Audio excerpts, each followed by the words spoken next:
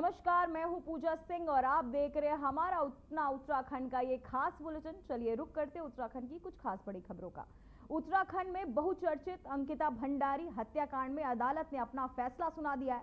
तीनों दोषियों के खिलाफ कोर्ट ने उम्र कैद की सजा सुनाई है। साथ ही अंकिता भंडारी को मिले इंसाफ पर सीएम पुष्कर सिंह धामी ने कहा कि कोर्ट के फैसले से अब भविष्य में ऐसी घटनाएं नहीं होंगी और प्रदेश में हमारी बेटियां निश्चिंत होकर अपना काम कर पाएंगी। तो भविष्य में कभी ऐसी घटना ना हो। हम एक नजीर बनाना चाहते हैं कि उत्तराखंड के अंदर हमारी बेटियां सब बिल्कुल निस्वार्थ होकर, निश्चिंत होकर, बिल्कुल निर्भय होकर, जिनमें कोई भय न हो, इस प्रकार से स्वच्छंद रूप से अपना काम करें। और हमारी बेटियों की जो सुरक्षा की हमारी जिम्मेदारी है, उनके साथ अन्याय करने वालों को न तो हमारे समाज में कोई जगह है, न ही हमारे राज्य में है।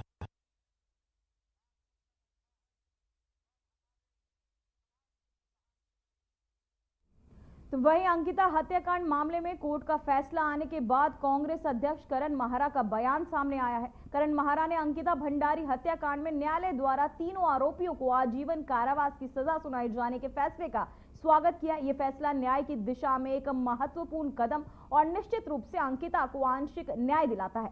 साथ ही माहरा ने यह भी स्पष्ट किया कि अब भी कई गंभीर सवाल अनुचित है, जिनका उत्तर धामी सरकार को देना होगा। उन्होंने कहा कि न्यायालय ने दोषियों को सजा दी है, लेकिन ये पूर्ण न्याय नहीं है। आज भी ये स्पष्ट नहीं है कि किन वीआईपी व्यक्तियों को बचाने के लिए प्रदेश सरकार प्रयास किए जा रही है। इसमें जज साहब ने फैसला दिया और 3 दोषियों को उम्र कैद की सजा दी है। हम उनके इस फैसले का स्वागत करते हैं, लेकिन एक बात जरूर है कि कोर्ट अपना फैसला सबूतों के आधार पर करती है। अभी ये न्याय अंकिता का पूरा नहीं हुआ है जब तक वीआईपी का नाम सामने नहीं आता और उन नेताओं को सजा नहीं होती जिन्होंने सबूत मिटाए, डोजर चलवाया, अंकिता का कमरा तोड़वाया, जिन्होंने अंकिता का बिस्तर तालाब में डाल दिया, स्विमिंग पूल में, उनके खिलाफ कब कार्रवाई होगी? वो पुलिस के अधिकारी जिसने कमरे को वीआईपी बताया, उसके खिलाफ जब तक कार्रवाई नहीं होती, उस विधायक और उस बड़े नेता के खिलाफ जब तक कार्रवाई नहीं होती जिसने पूरे सबूत मिटाने का काम किया, डोजर चलवाया, आग लगवाई, और आग एक बार नहीं 17 दिन के बाद दोबारा आग लगी है, तो हम अंकिता के न्याय को आज अधूरा न्याय मानते हैं। प्रकृति को अपना न्याय करना होगा। वो वीआईपी जिसके लिए अंकिता की ये दशा की गई, उसका नाम सबके सामने आना बहुत आवश्यक है। केवल उत्तराखंड नहीं, आज पूरा देश ये जानना चाहता है कि अंकिता को की जो हत्या हुई है, उसका जो मुख्य कारण जो वीआईपी था, उसका नाम सार्वजनिक होना चाहिए। तो वहीं अंकिता हत्याकांड को लेकर कांग्रेस ने बीजेपी पर जमकर निशाना साधा है।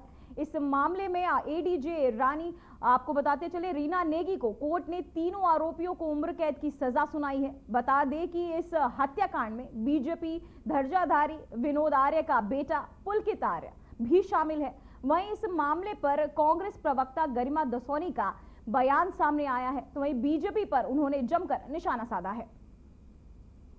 सुनवाई थी, फाइनल फैसला था अंकिता भंडारी हत्याकांड में, वो आ चुका है। तीनों मुख्य आरोपियों को कोर्ट ने दोषी ठहराया है। अभी फैसला आना बाकी है कि उनको सजा क्या दी जाती है। ऐसे में बड़ी बात यहाँ पर यह है कि जिस यमकेश्वर विधायक रेणु बिष्ट ने क्राइम सीन को ध्वस्त किया, बुलडोजर वहां चलाया, उसके ऊपर अभी तक कोर्ट ने कोई टिप्पणी नहीं करी है, उसके ऊपर कोई सजा नहीं दी गई है या उसको आरोपी नहीं माना गया है। वहीं आप देखिए कि भाजपा की ओर से कहा जा रहा है कि हमने इस केस में मजबूत पैरवी की और हम जो कर सकते थे हमने किया। नहीं, मैं भाजपाइयों से कहना चाहती हूं, आपने इस केस को अंडर द कारपेट आप जितना पुश कर सकते थे आपने कोशिश की। आपने वीआईपी का नाम उजागर नहीं होने दिया।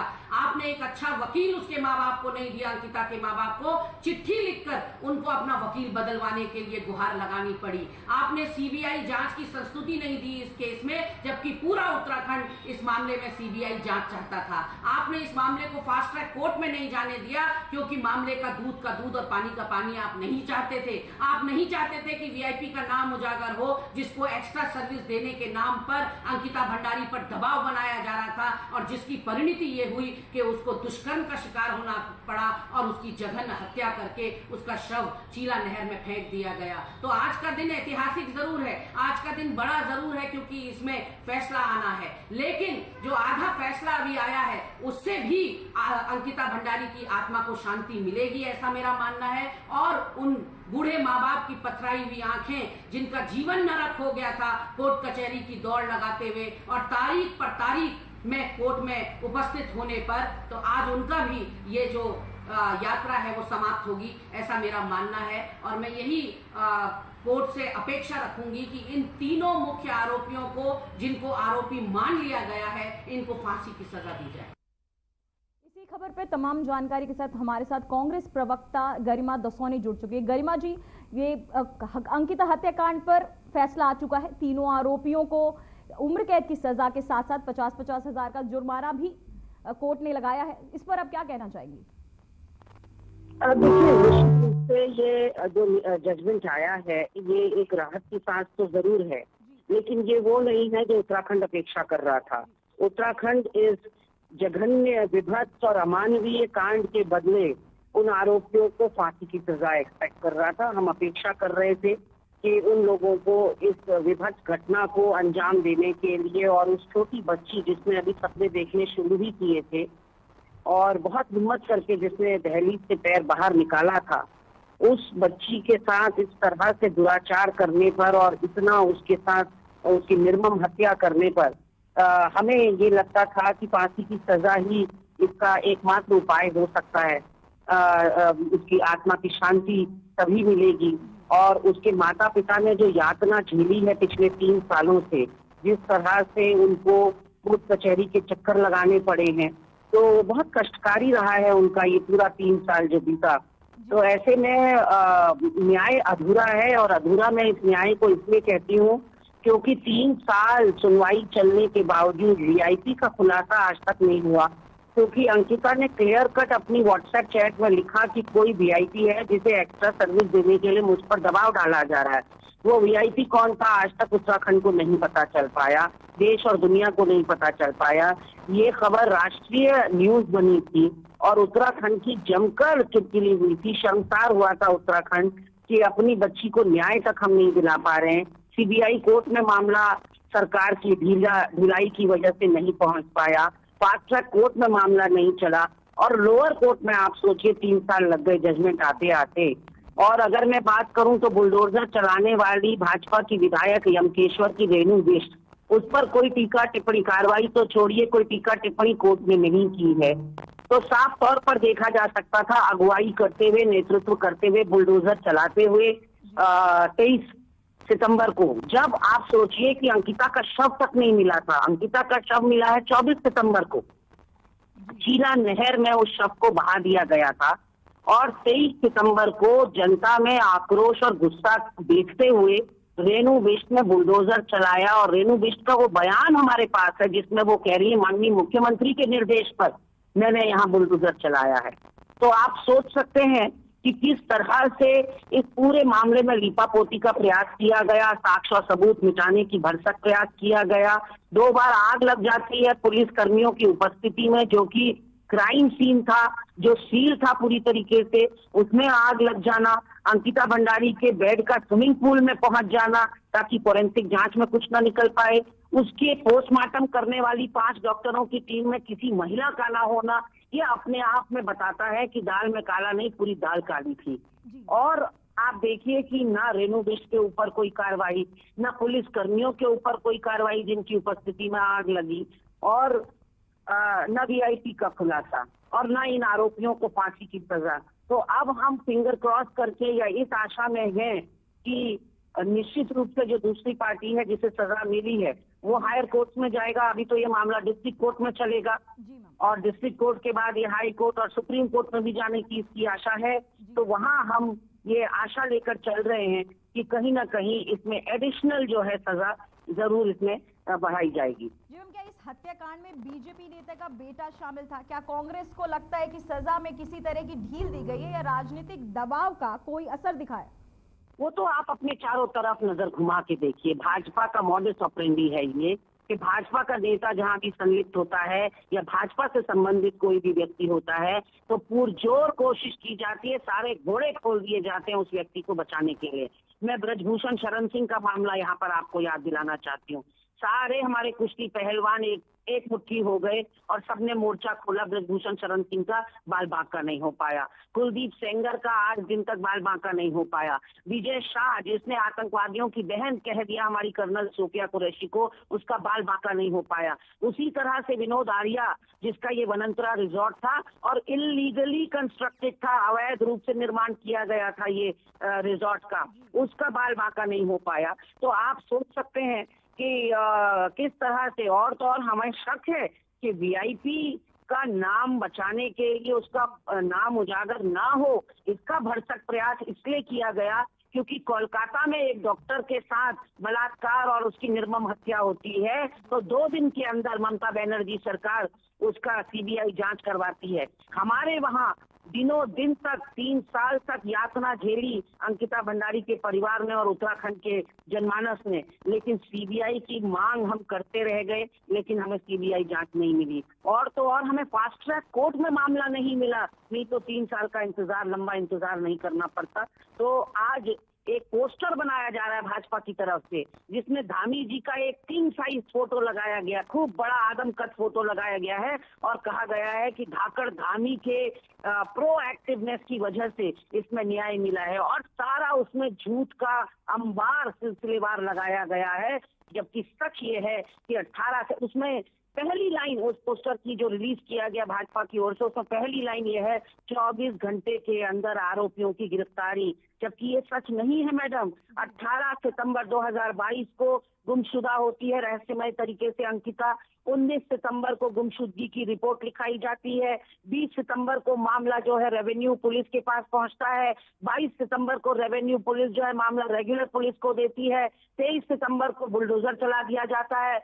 24 को उसका शव मिलता है नहर में, जो शव ना कि फूला हुआ था। अगर वो 6 दिन से पानी में होता तो आप सोच सकते हैं उसके पूरे शरीर में नील पड़ी होती, उसके शरीर में झुर्रियां होती, उसका शरीर फूला हुआ होता, उसके शरीर को, उसकी बोटियों को नोचा होता पानी के जानवरों ने, लेकिन ऐसा कुछ दिखाई नहीं पड़ा। उसका शरीर जस का तस था, यानी कि उसको मार करके कहीं 5 दिन तक छुपाया गया और आनन फानन में चीला बैराज में फेंक दिया गया। तो उसकी जो पोस्टमार्टम करते हैं वो 5 डॉक्टर में से एक भी महिला का ना होना, आप सोचिए कि उसके साथ कहीं ना कहीं बार बार दुष्कर्म हुआ।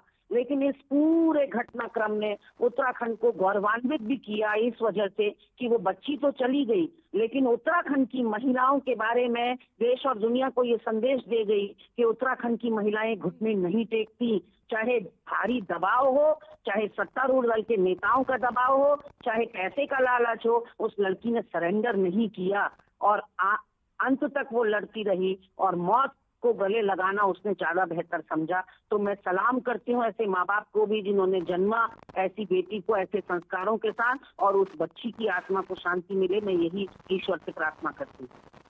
मैम, आपने बार बार कहा है कि इस मामले में न्याय में देरी हुई है और कांग्रेस सरकार अगर होती तो क्या अलग करती? देखिए, justice delayed is justice denied, ये एक फेमस कहावत है जो कही जाती है कि अगर देर से न्याय दिया तो क्या दिया।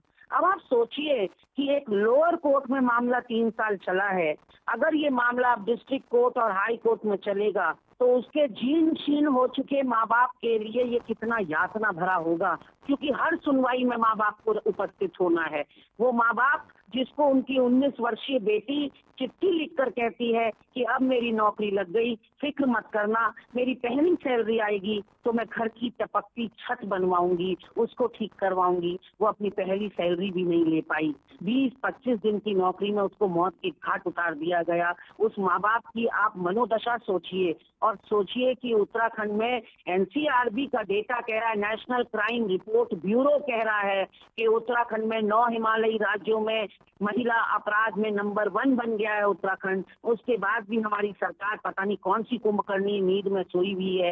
अंकिता भंडारी हत्याकांड के बाद अनेक सैकड़ों हत्याकांड हो चुके हैं।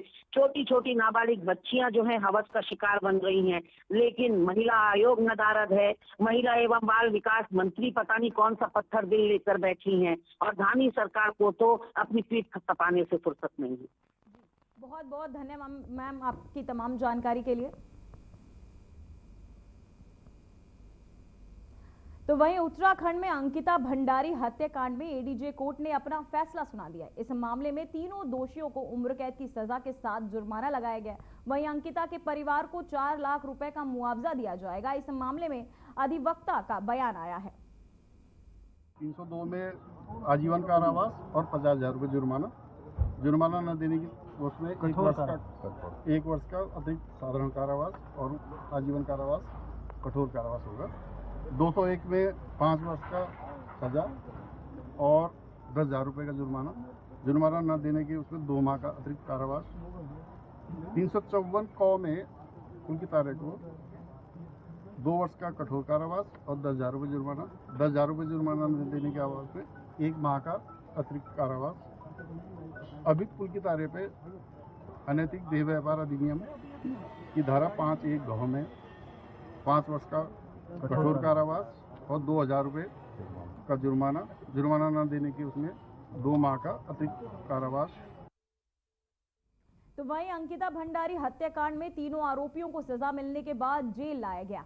बता दें कि पुलकित आर्य, सौरभ भास्कर और अंकित गुप्ता को जेल ले जाते वक्त उनका वीडियो सामने आया है। आरोपी का शर्मनाक वीडियो हैरान कर देने वाला है। इस वीडियो में आरोपी के चेहरे पर मुस्कुराहट के साफ देखी जा सकती है। इस मौके पर आरोपी काफी खुश नजर आ रहे हैं।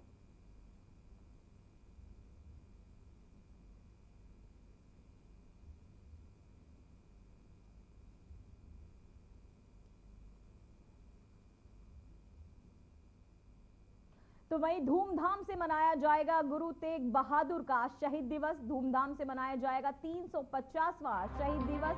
सीएम पुष्कर सिंह धामी ने प्रस्ताव को दी मंजूरी। सीएम धामी ने 22 मई को ऋषिकेश में दी थी मंजूरी। हेमकुंड साहिब के कपाट खुलने के अवसर पर की थी घोषणा। वहीं आपको बताते चले, हेमकुंड साहिब के कपाट खुलने पर यह घोषणा की गई थी, जहां धूमधाम से मनाया जाएगा गुरु तेग बहादुर का यह शहीद दिवस। 350वां शहीद दिवस मनाया जाएगा। सीएम धामी ने 22 मई को ऋषिकेश में दी थी मंजूरी। हेमकुंड साहिब के कपाट खुलने के बाद आपको बताते चले, धूमधाम से मनाया जाएगा गुरु तेग बहादुर का शहीद दिवस। उत्तराखंड में 4 धाम यात्रा धीरे धीरे जोर पकड़ रही है। यहां आने वाले श्रद्धालुओं की संख्या लगातार बढ़ती जा रही है। अब तक यहां पर 16 लाख से ज्यादा श्रद्धालु यात्रा कर चुके हैं। वहीं दिन में औसतन 70,000 भक्त रोजाना दर्शन कर रहे हैं। बात की जाए सरकारी आंकड़ों की तो 29 मई को 73,402 श्रद्धालुओं ने 4 धाम यात्रा समेत हेमकुंड साहिब की यात्रा की है। साथ ही और अब तक कुल 16,42,400 श्रद्धालु, आपको बताते चले 407,000 श्रद्धालु 4 धाम यात्रा हेमकुंड साहिब की कर चुके हैं। जानकारी के मुताबिक अब तक 2,93,173 श्रद्धालु मां यमुना की, आपको बताते चले 163 श्रद्धालु जो हैं यमुना के दर्शन कर चुके हैं। वहीं गंगोत्री धाम में अब तक 2,79,047 श्रद्धालु गंगोत्री धाम की यात्रा कर चुके। केदारनाथ धाम में अभी तक 6,25,847 श्रद्धालु केदारनाथ धाम के दर्शन कर चुके हैं। साथ ही बद्रीनाथ धाम के भी कई लाखों में श्रद्धालु पहुंच चुके हैं और साथ ही बद्रीनाथ धाम के दर्शन कर चुके हैं।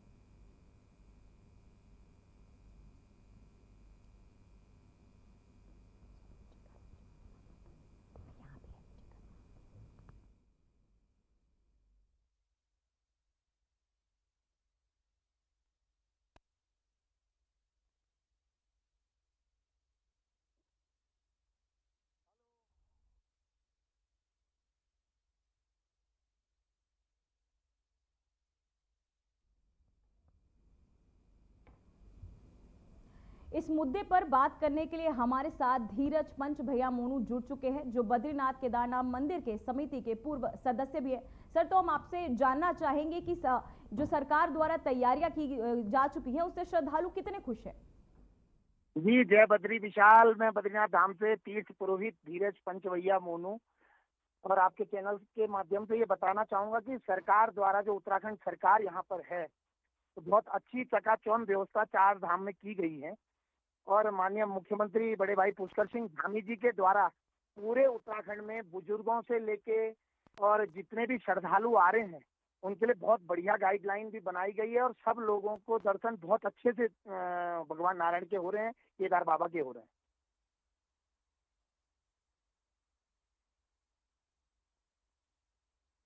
चाहूंगी श्रद्धालु लगातार पहुंच रहे, सरकार द्वारा अच्छी व्यवस्थाएं भी की जा चुकी है, वहां के लोगों के लिए आय के साधन भी खुल जाते हैं, क्या उन्हें फायदा मिल रहा है? जी, आय के साधन तो लोगों के लिए खुलते हैं जब 4 धाम यात्रा उत्तराखंड प्रदेश में शुरू होती है, और जिसमें से हमारे 4 धाम उत्तराखंड के गंगोत्री, यमुनोत्री, केदारनाथ और बद्रीनाथ, तो हरिद्वार से ये यात्रा शुरू होती है और हरिद्वार से श्री बद्रीनाथ जी तक। तो जितने भी रास्ते से होटलियर हैं और छोटे ढाबे वाले हैं, छोटे जो जिनके छोटी दुकानें हैं, और तो सभी लोगों का रोजगार भी बढ़ता है और देश विदेश से लोग यहाँ पर आते हैं दर्शन करने के लिए, भगवान का आशीर्वाद लेने के लिए। तो सभी लोगों की